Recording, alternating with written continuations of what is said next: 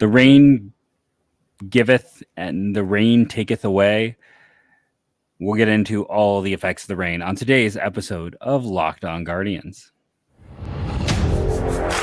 You are Locked On Guardians, your daily podcast on the Cleveland Guardians, part of the Locked On Podcast Network, your team every day.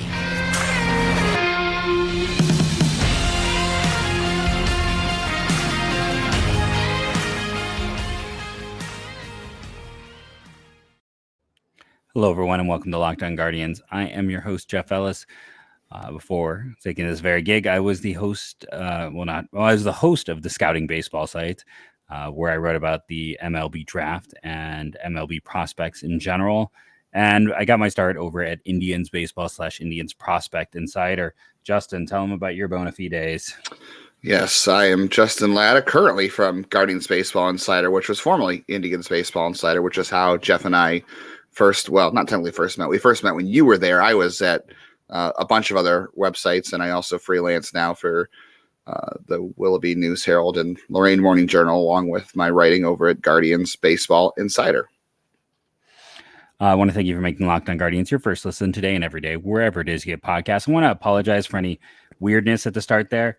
I hit the go live. I hit the connect button, and it had like a 10-second delay. So I am hoping that it's not too awkward, but just want to throw that out there. So let's talk about the MLB really messing this up. Like bad communication, listen, everything's been pretty poorly scheduled. I think I kind of let that out when I was talking about just the timing on these games.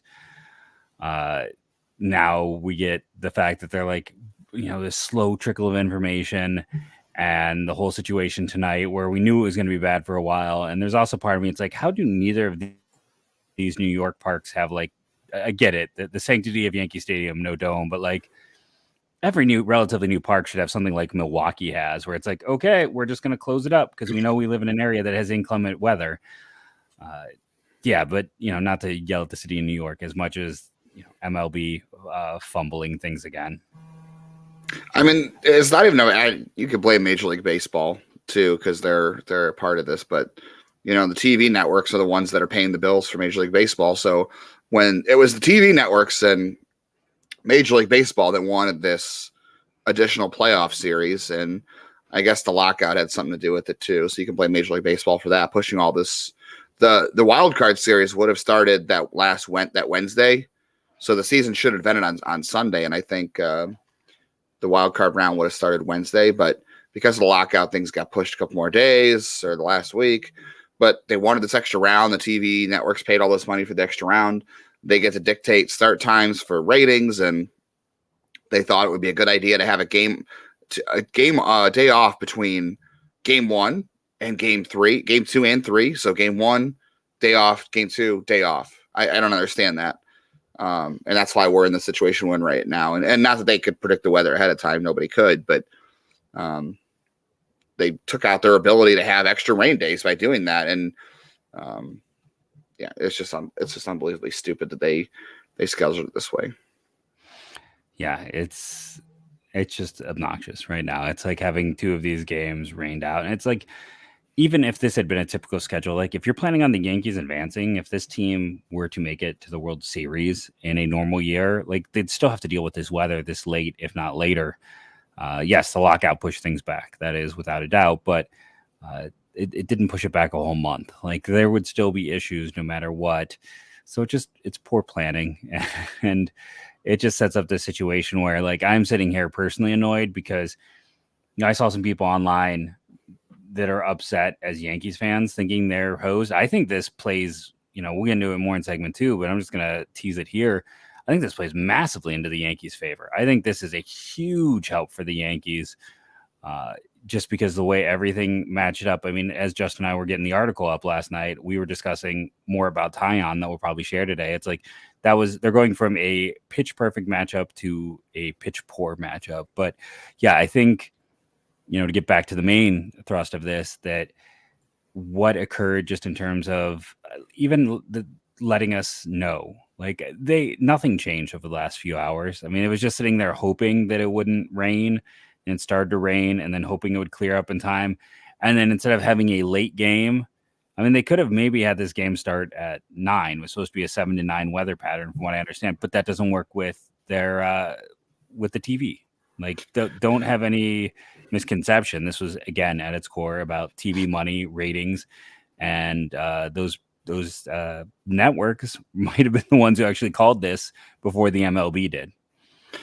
Yeah, that's a good question. I don't know. It's definitely possible that the network said it's not worth playing it a 10 o'clock start. I know some people online were saying, "Oh, well, there's a soccer game, playoff game going on down the street in New York." But the thing with baseball is, yeah, they could play through this, but I think that they were concerned that there would have been stoppages, and you risk losing pitchers, and they wanted to get the game in without any breaks. They didn't want to play and stop and start again. So I understand that. I do. And I don't know if it's fair to the players to play at 10 or 11 o'clock when you're talking about an elimination game where both teams' seasons are on the line. So I can understand it from that perspective.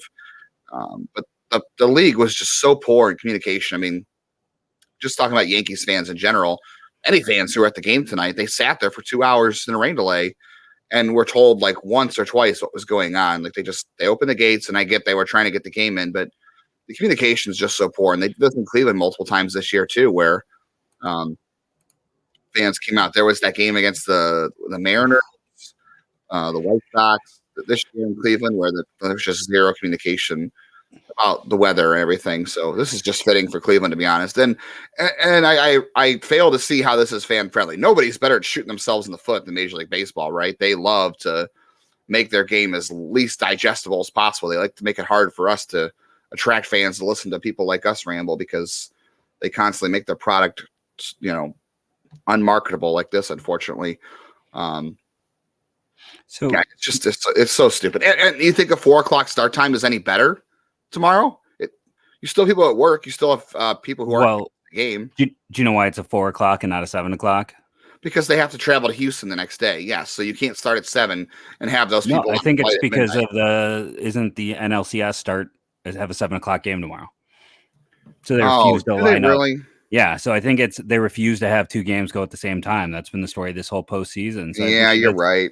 So I think it's more. I agree. I mean, I think.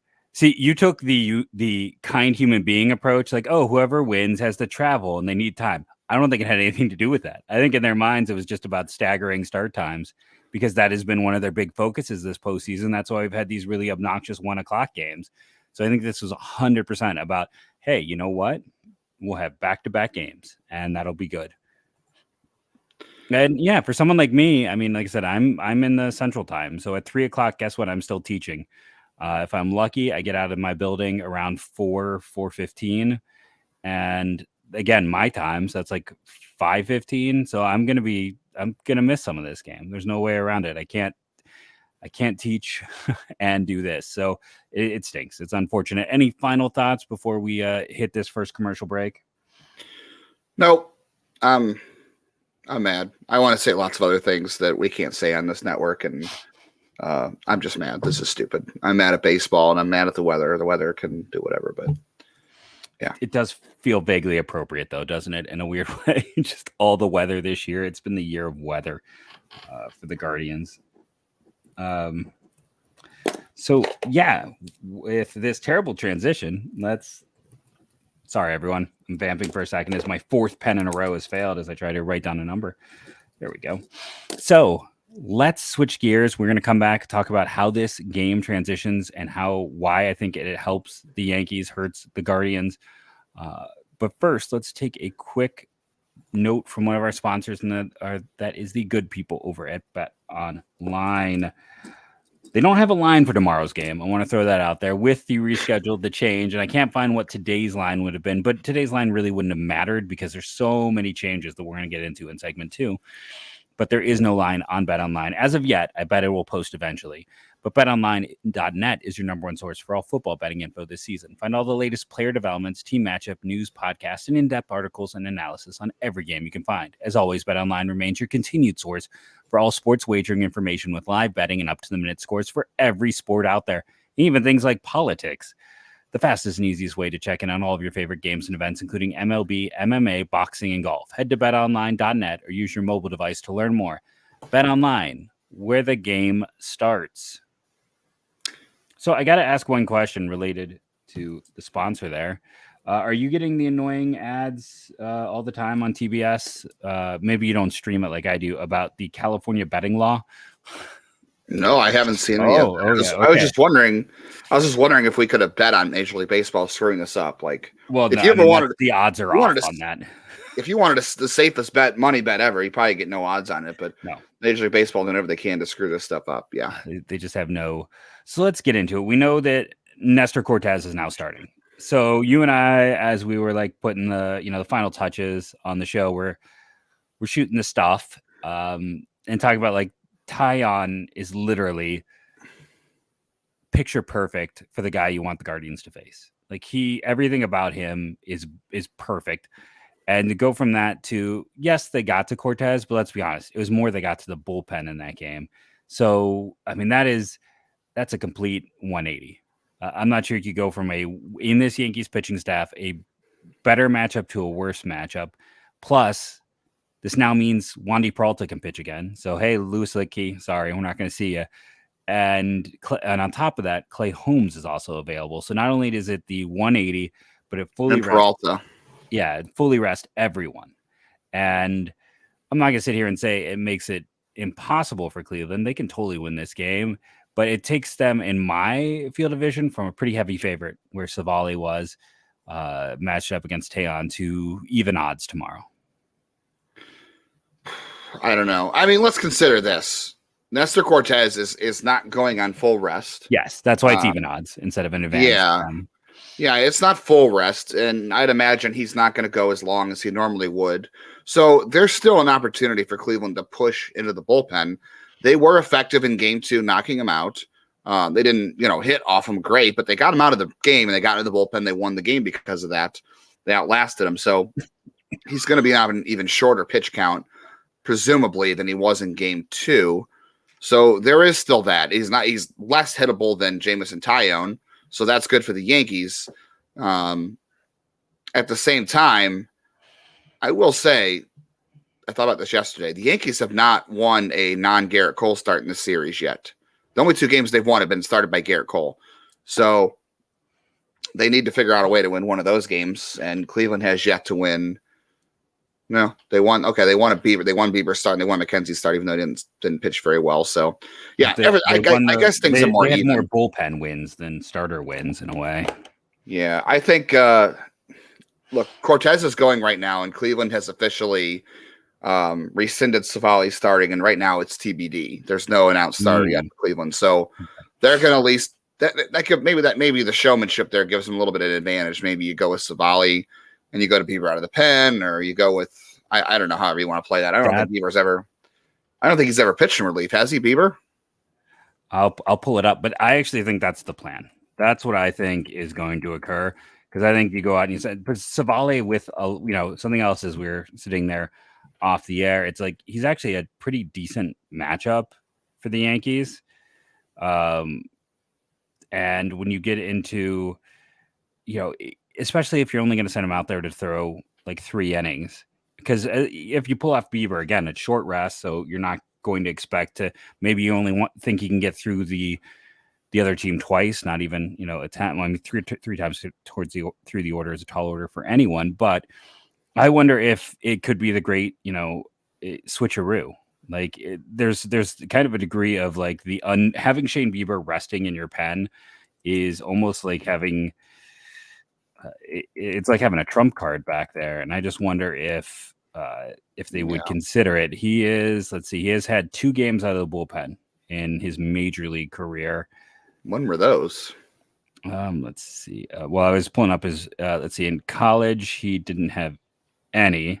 Mm-hmm. In the minors, it looks like he had none. So let me close it. Let me go back to the last setting on this. So he had a first year in 2018, 20 games, 19 started, and then 2019, 34 games, 33 started. So Well, either way, that doesn't matter. I'm not really too concerned about that. I think the only concern is that, and we can get more into this in the next segment about Bieber, honestly, so we can save that. So stay tuned for the next segment to hear more about our thoughts on Shane Bieber. But yeah, now the Yankees bullpen has, like you said, now it's Clay Holmes and Wandy Peralta definitely can pitch tomorrow, and when today people are listening to this, maybe. Yeah. Those have been their most effective relievers in this series. And Loaisinga. Those are the big three for them. Yeah, I don't think Loaizica is like totally unhittable. I think the big two are Holmes and Peralta just because of Cleveland's issues with lefties, and Clay Holmes is their best reliever if he's healthy. The plan doesn't change; it just gets harder. The plan against Jameson Taillon was to score early, get him out of the game, force the Yankees to go to the bullpen early. No different tomorrow because you can bet. I don't think they want it. I mean, they probably can get some length out of Peralta. He threw 27 pitches in Game 3, and he threw 7 in Game 4. So they didn't have any. Exactly 7. But they didn't have any issues bringing him back a third day in a row after throwing 27 the night before. So you would assume they'll be able to use Peralta for at least 2 innings. I think in Game 5, maybe more. Who knows? I mean, it'll be incumbent on Cleveland to force him to pitch longer this time than 7 pitches. So the plan's the same. You have to get Cortez out of there. He's going to be on a shortened pitch count. You've got to force them to go to Lou Trevino or Jameson Taillon maybe is still an option out of the pen. I don't know. If that's true, that's good for Cleveland in theory. So the plan's the same. It just got a little bit harder. You just hope that that they can knock Cortez out early like they did in Game 1 and do it sooner. So I'm going to save something for segment 3 because I just had something hit me that we didn't discuss before the show that is going to be a secret negative to this. Something that kind of stands out. We were so focused on pitching that something hit me as we were discussing this. I think when I'm talking about Loaisinga, it's clear they rely on him. I'm not saying he's unhittable. I'm not saying he's otherworldly, but they have 3 guys that they clearly leaned on in this postseason so far, and it's been Holmes, Loaisinga, and Wandy Peralta. I'm not sure, especially with an injured shoulder, I'm not sure if any of them are great. Like healthy Holmes is great, but they don't have any faith in anyone outside of those 3. So if we want to look for an upside, I think it's, something you touched on, which is Nestor Cortez might only go through this order 2 times. Like it might be if he can only go like 4 innings, is 4 innings of Cortez better than 5 innings of Taillon? Absolutely. But if he can only go 4, they might still have to bring out Taillon. And there was a reminder, he is the one who didn't record an out in the Game 2 loss. So they're going to have to rely on it. Or, if they're lucky, they can be like, okay, we're going to go 4, 2 from Loaisinga, 2 for Peralta. And then if we're up, we don't even need the extra inning. Or it's like, we can split it up, those extra 5 innings between those 3 guys. Or, you would need all of them. What am I saying? It's brain fart moment. The other team doesn't need the other run, but still, it's 3 guys for 5 innings, and I think that might be the Yankees' plan. All right. So what is Cleveland's plan then? Let's say a non-Bieber plan. Let's just say, let's say that they're just using Bieber as a coy, or they're going TBD just to get the possibility of Bieber. What's the pitching plan for Cleveland? I don't think it changes. It's not any different than it was today. Savali 2 times through the order. Maybe. I think he's like 3 to 5 innings. Yeah, 3 to 5 innings. If he runs into any problems, you cut quick hook. bait. Right. Yeah. You go to Karinchak, you go to Henches, you go to Stefan, and I guess you go to it's De Los Santos if you have to, and then Clase. I think Clase is good for 2. I think Henches might be good for 2. I think Stefan might be good for 2. I think 99 is only good for 1. I think we've kind of seen that with him. He is best in that kind of 1 because he's going to be a high pitch count anyways. Unless he's having a great day, Great day for him would be like 20 pitches still, I feel like, but we'll see. Yeah, I mean, he's being a strikeout, as extreme of a strikeout guy, which is fantastic, don't get me wrong, but the more strikeouts, the more pitches, which is, just going to be part of it. He works counts. So to reiterate too, real quick, before we jump into our next break, the Guardians, before the game, Terry Francona said it would be Savali if there was a rainout on Monday. they have flipped to TBD. So they're at the very least they're just discussing their options. I would still guess it's going to be Aaron Savali as of right now. I mean, things could change in the morning, obviously, but more likely that maybe Shane Bieber is a factor. He wanted to pitch today, according to Zach Meisel, and the team overruled him. But maybe because I think tomorrow, let's see, Saturday, Sunday, Monday, it'd be 3 days rest tomorrow. Both guys are on 3 days rest. So Bieber did throw a side day, his side session on Sunday, because he didn't know if he'd pitch Monday or not. So he already threw a side. So that's going to be tricky. So it wouldn't surprise me if they have Bieber out there as kind of like a decoy, just as a threat and, break glass in case of emergency kind of thing. But we'll see. No, totally. And we're going to take a break. We'll come back and I will reveal my mystery reason that the Guardians might be hurting tomorrow, as well as just talking about the pitching matchups and some additional information as we discuss an elimination game on today's Locked On Guardians. So we're back. So I'm going to just lead off with what hit me as we were talking. With Nestor Cortes pitching tomorrow, does this mean the return of Owen Miller? So we're going to get worse defensively and in terms of hitter at first base. I know they've been going with Arias, and I know he is right-handed, so it makes sense, but Tito has seemed to believe in him as a lefty killer. Do you think there's any chance they flip back? No, I think they would have used him as a pinch hitter if that were the case, and they have not done that. So I think he is literally just a pinch hitter at this point. He is on the bench to pinch hit for Austin Hedges if they bring a lefty, in that spot. So him and Will Brennan are at this point both just pinch hitters. I just wondered because we haven't seen a lefty, and the last time Miller played was against Cortes, right? Game 2, yeah. He hasn't played since Game 2. Gabby was in there Game 3, so it would be super strange if they did that, I guess, because I think Gabby Arias has been fantastic in this series. I know 100%. Yeah, I think he had that one little awkward play where his foot came off the bag, and I don't even know if that was his fault. I think it was a factor of the throw and all that kind of stuff. But. And there was the one short hop situation with Ahmed where it got thrown in, but he's made enough amazing plays to counter that. Plus he's just been, I know game 4 wasn't great, but his at bats have been good even when the performance.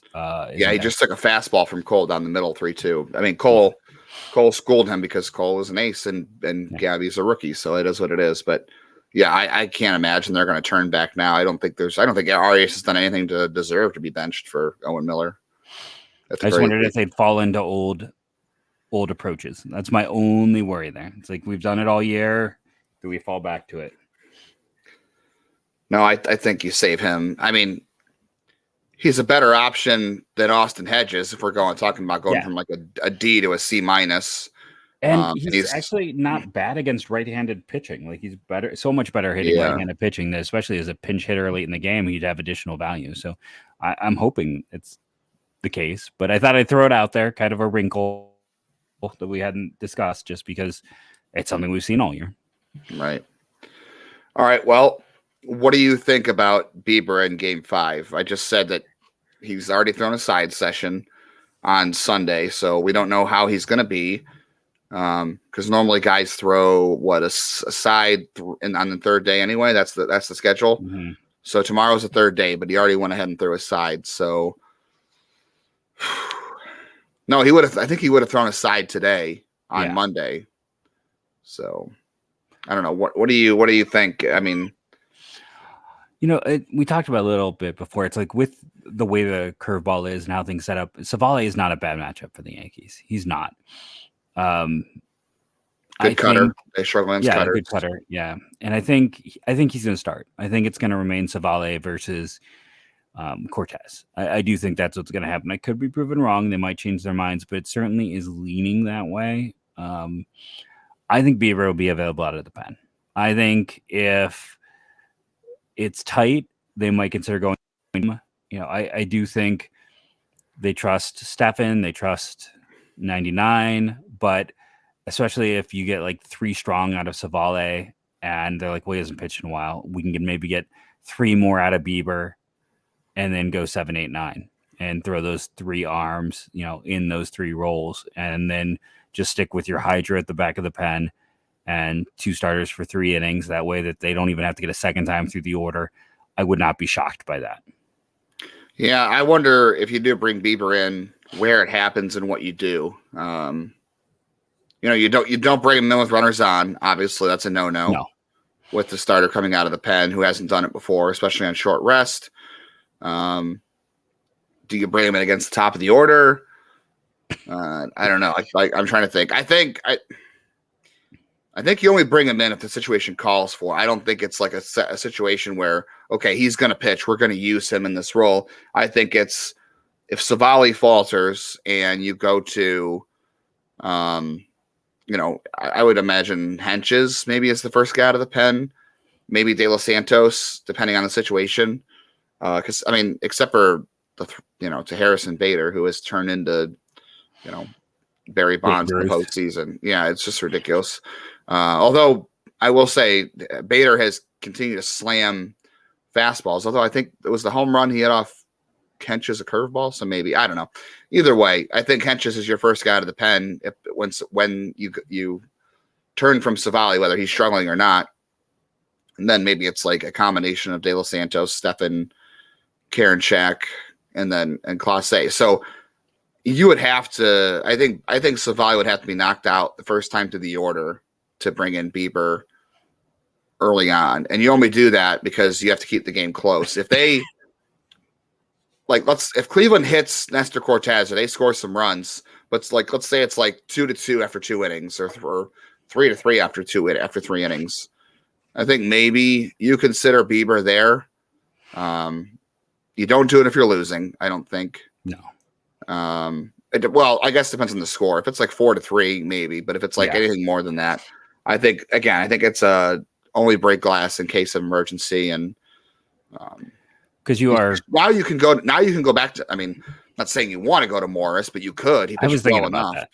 that. Yeah, he looked really good, and there's that degree of unknown. There's not a lot of game tape on him. Which, yes, I know everyone scouts, everyone has the minor league film, but there's a difference between seeing a guy still pitch against major league competition versus minor league competition.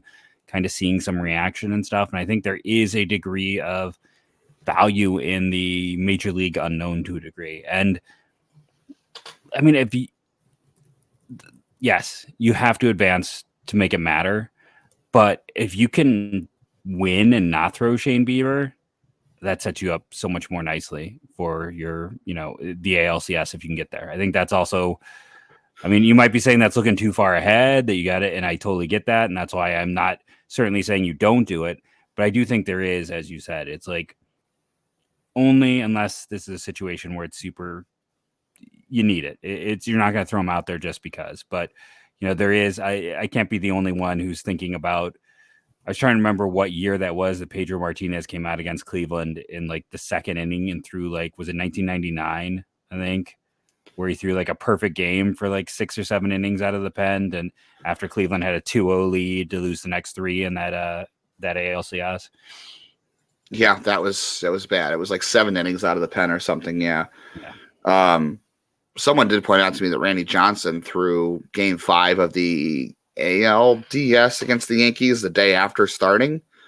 So that was wild. Because other people said, or Garrett Cole came to the park today and said he was available to pitch for the Yankees. So, maybe now Garrett Cole's an option a day later. Who knows? That's dangerous. I don't know if you would do that, but don't let anybody confuse you out there. Don't let anybody say, "Oh, Bieber's pitching tomorrow." Right now, as of 10:28 Eastern on October 17th, no announcement has been made whether or not Bieber will pitch in this game. It's all TBD. So if you're listening to this right after we record or in the morning, it could change. But don't listen to it until you see it from a Cleveland reporter. Yes. Is Aaron Boone managing for his job? I've talked to a couple people in New York, and they seem to think so. So could he turn this into straight college manager? But if you watch college baseball at all, college managers have the least amount of care when it comes to. There are exceptions, but they are the ones who will throw a kid 140 pitches in the postseason, and then have him throw 3 days later. Like there's a long history of Rice and Fullerton and places like that. It's like if Boone feels like he is at risk of being fired, maybe he goes in tomorrow and is like, okay, Garrett Cole, go get me 2 innings. Nestor Cortez, give me 4. Clay Holmes, we're going to pitch you till the arm falls off. Like it does set up an interesting situation where, I mean, maybe he's a better human being than that, but you got to wonder when someone's job and livelihood is on the line, is there a risk of that? Yeah, I mean, the way he already handled the Clay Holmes situation, I think says he probably won't do stuff like that because they said, well, the reason he's on the roster is because he can go every other day. He can't go 2 days in a row, and they're not going to push him. So I don't think he's considering with that. And I don't know. I wouldn't say Cole's unavailable. It's hard to say. Like there's nothing out there that says he is or isn't. And he's and Garrett Cole can't pitch game 1 of the ALCS anyway. So you might if you're going to use him to win, you might as well, because it's not like he can help you in game 1 of the on Wednesday against the Astros if they win. Talk about an advantage too. Like the Astros just get to sit back and watch while these two teams lose an off day. I mean, I know you're saying like there are people who like, no, they get the off day in between. No, it's more important for the next round to have that off day in between with travel and everything else.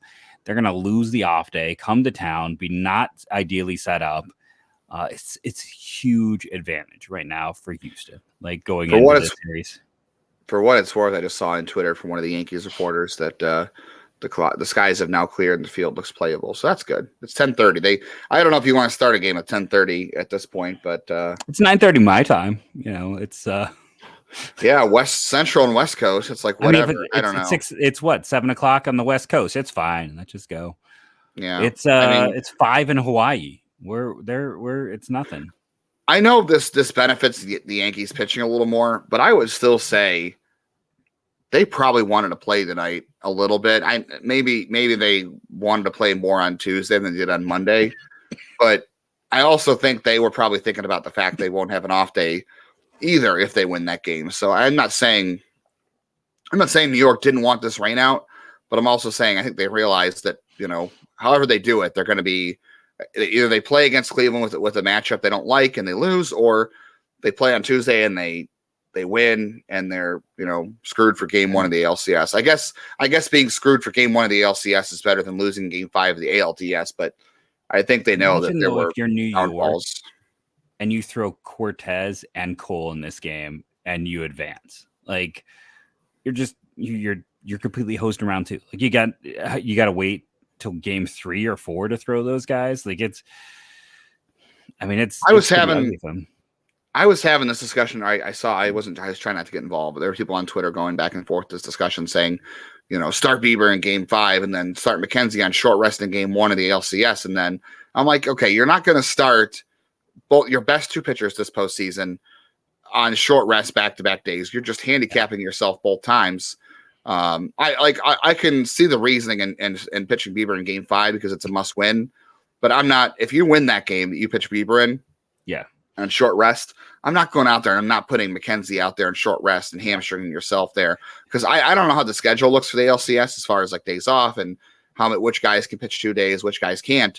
But you're not going to hamstring yourself like that with a guy like McKenzie or Bieber. That just makes no sense to me to do that on purpose. No. I would rather throw someone like Cody Morris in game 1 and be like, go get us 3 innings and tell Henches to go get 2. I'd rather do something weird like that's going to be unexpected. How about this? This is how people are reporting this. And I got the email from the Guardians too. So this is how I saw it. But when they decided to go TBD on their starter, they had Cortez starting, and all the Yankees reporters are tweeting that Nestor Cortez is starting. Guardians announced. So the Guardians announced who was starting for the Yankees. That's a weird way to frame that. I don't know. Did the Guardians put that out there before the Yankees? I mean, I guess the Guardians wouldn't have that information if the Yankees didn't give it to them. So it's just funny that they're saying the Guardians announced who was starting for the Yankees. Maybe they're doing the bait and switch. Maybe they're saying Cortez.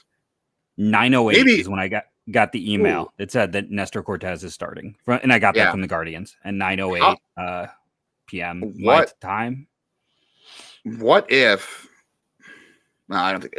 To your point, I wonder if Aaron Boone thought the same thing you did, Jeff, about the Owen Miller thing, maybe he thought, okay, they'll put Owen Miller in against the lefty, and then we'll throw Cortez for an inning as an opener, and then go to whoever. Although Cortez for 2 still sounds better to me than Jameson Taillon. But yeah, Taillon was such a bad matchup. It's unfortunate for Cleveland. Like, there's no other way around it. It was a very advantageous matchup. Like I said, short rest. I still like Cleveland's chances. Maybe not as strongly as yesterday, whereas like they're gonna win, but like I still like their chances tomorrow. It's death by 1,000 paper cuts. That's this offense. And, if you go through and you look, game 3 was like, they had 15 hits, and, they had like almost 10 hits, I want to say, in game 2.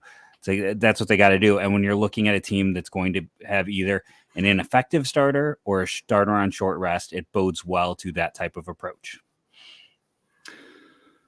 Yeah. Like I said, the plan's the same. They have to get to Cortez early if he is the starter, opener, however they're going to play that. They have to get to him early.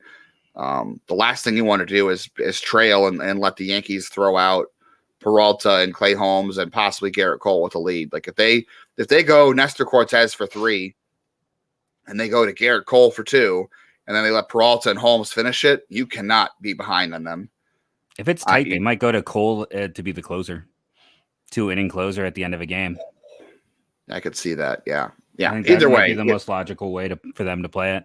Yeah, I don't know. People seem to think he might be available. That's typically I have not seen. I know, like I said, I know Randy Johnson did it in '95. I don't know. He pitched on Sunday, Monday.